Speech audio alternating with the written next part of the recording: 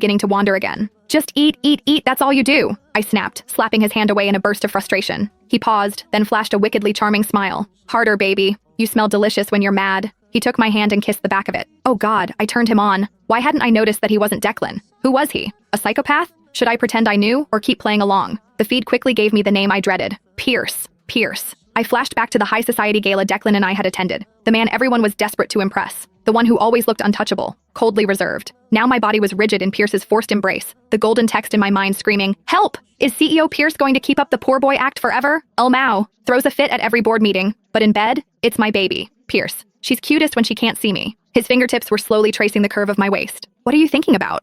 I vividly recalled the night. He was standing under a huge crystal chandelier in a bespoke suit. I'd approached him with a champagne flute, ready to make polite conversation, and he hadn't even given me a glance. He'd completely blown me off. I remembered the girl next to me snickering. Who is that? Doesn't she know him? Don't bother. Pierce hates attention seekers. Declan had quickly come to my rescue, wrapping an arm around me and announcing, "This is my fiancée, Anya." The other guests' looks of envy and jealousy had been sweet. Declan came from a powerful, old-money family in this city. I distinctly remembered Pierce's stare as he looked over at Yusit was laced with a chilling mix of disdain and mockery. After that, I kept my distance from Declan's powerful friend. But by some cursed coincidence, he always seemed to be around. Whenever Declan and I were having fun, Pierce would sit quietly in the corner, reading documents, never joining in. I remember telling Declan, "Your friend is such a poser," critiquing quarterly reports in a karaoke bar. Declan just laughed. Knowing the tension between us, he never forced us to interact more than necessary. Everyone knew the city's Prince Pierce seemed to despise me. Someone had once asked him why. I heard he'd coldly said I was too much of a siren and looked unstable, like a fox trying to sneak into the henhouse. Later, everyone assumed he only liked pure women, sending him a parade of ingenues, all of whom he promptly sent packing. Declan had recounted the story to me like a funny anecdote. I never thought that man would turn out to be a homewrecker,